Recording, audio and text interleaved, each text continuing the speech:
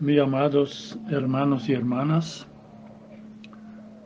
estamos en el 22º domingo del tiempo ordinario, por lo menos en la víspera. Que la paz y la gracia de nuestro Señor Jesucristo estén con todos ustedes. Muy buenas tardes.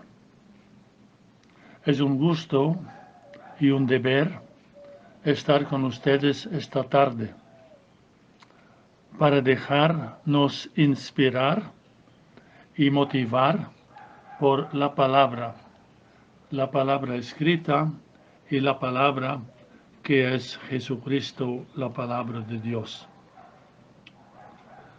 Nuestra experiencia de vida de este tiempo de pandemia, el semáforo rojo, nos reclama la luz y la fuerza de Dios que habla aquí y ahora para nosotros. Hay como una línea transversal que percorre las tres lecturas de este fin de semana, de este domingo que viene. La lectura del profeta Jeremías, la lectura de la carta de San Pablo a los Romanos y la lectura del texto del Evangelio de San Mateo que se nos presenta este fin de semana. En las tres lecturas aprendemos que el seguimiento de Jesús, si es verdadero, cuesta, requiere sacrificio. Seguir a Jesús no es un caminar pacíficamente en un camino llano, sin obstáculos, sin curvas, sin altibajos.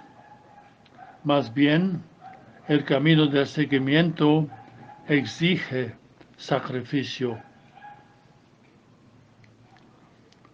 Miremos o escuchemos un poco la primera lectura del profeta Jeremías. El profeta habla de su propia vocación, de su propia llamada por parte del Señor. Me sedujiste, Señor, el Señor lo sedujo, y me dejé seducir. Fuiste más fuerte que yo y me venciste. El seductor, el Señor, es más fuerte que el seducido, que Jeremías.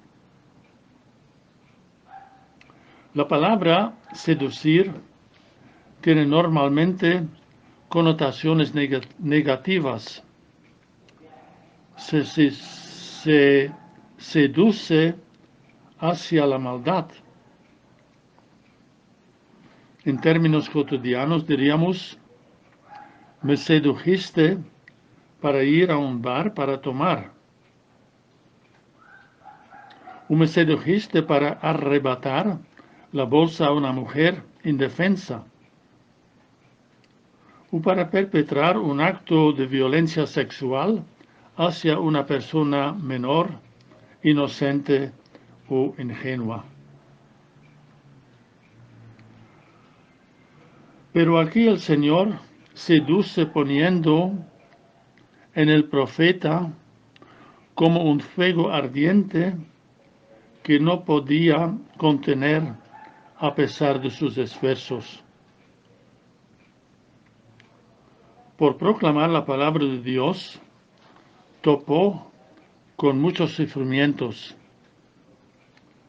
La burla por parte de los que manejan otros criterios en la vida, como aprovechar egoísticamente las oportunidades en provecho propio, egocentrismo, yo, mi familia, mi fortuna, mi poder, mi fama, mi mundo, como que si yo fuera el mismo Dios.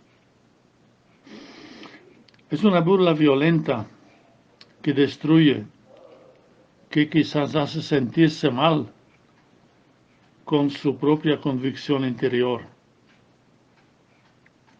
Pone presión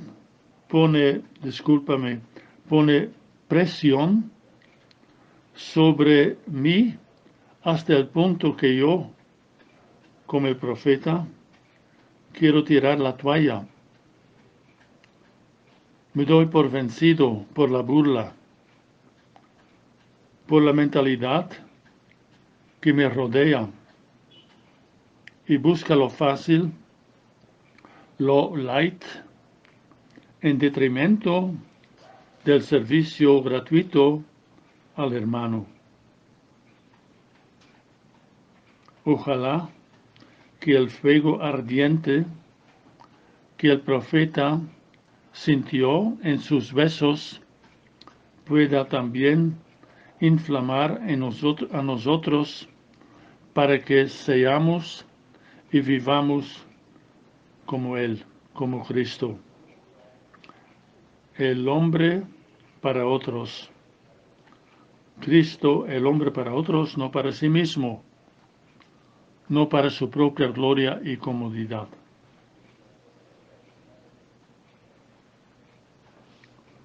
A ver cuál es el énfasis o la enseñanza de la segunda lectura a los romanos de San Pablo.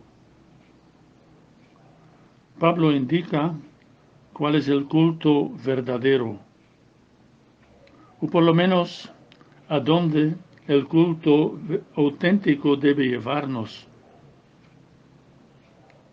aplicándole a nosotros si fuera en tiempos normales o de la nueva normalidad que anhelamos. Podríamos pensar que con asistir, por ejemplo, a misa los domingos, todo está dicho y hecho.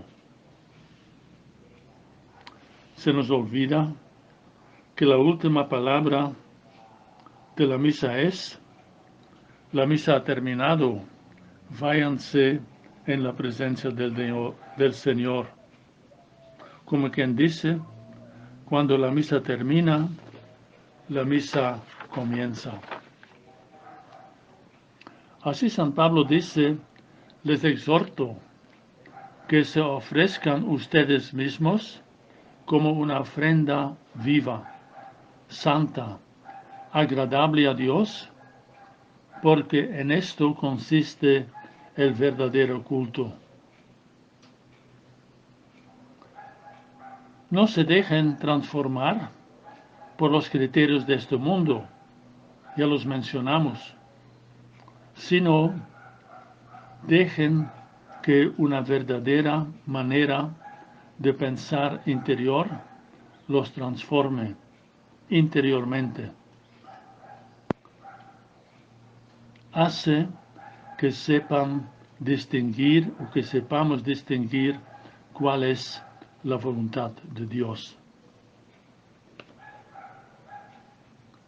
Hay que dejar de ir o seguir la onda fácil, lo que quizás prevalezca en nuestra cultura, en nuestro entorno. No hay que ir con el flujo general, pero hay que dejarse reformar para ir, si hace falta, contra corriente. Y esto nos lleva al Evangelio. Los discípulos, los apóstoles tenían otra idea que la de Jesús. A pesar de haber estado con él 2-3 años.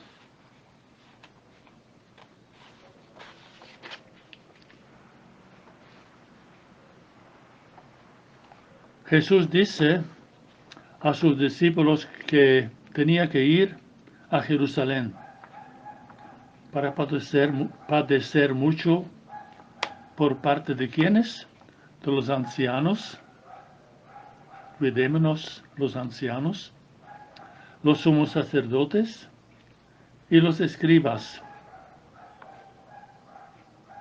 todos contra uno,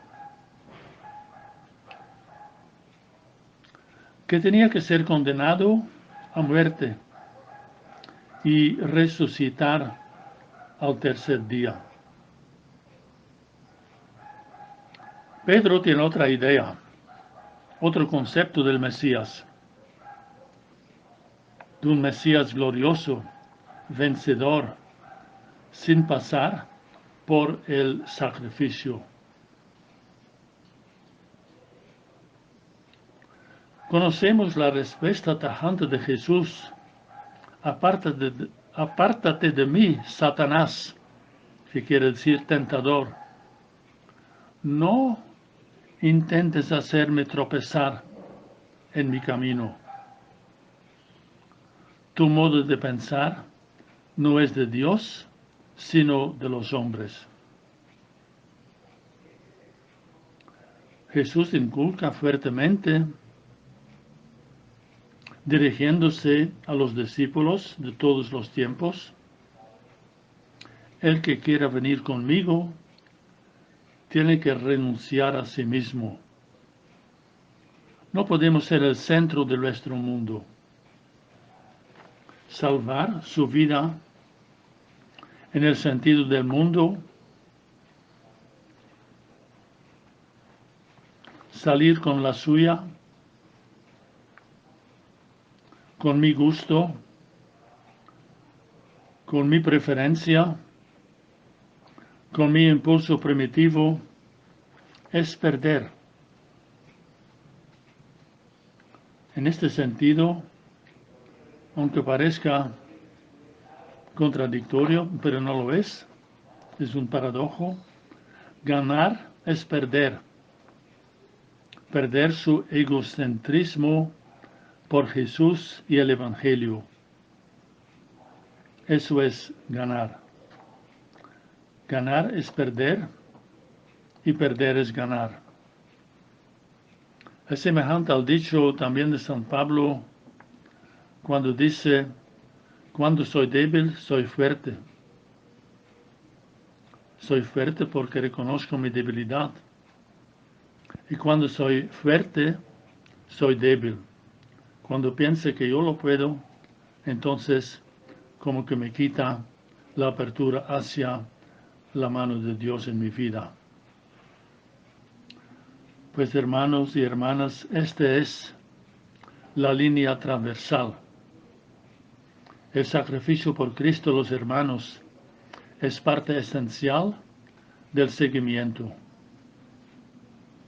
En la medida que comprendemos y vivamos esto, estamos en mi buena onda. Que Dios nos bendiga para siempre agarrar esta onda. No es que tenemos que sufrir por sufrir, sino sufrir para aportar nuestra piedrecita a la construcción de un mundo más hermanable para todos. Su hermano Germán.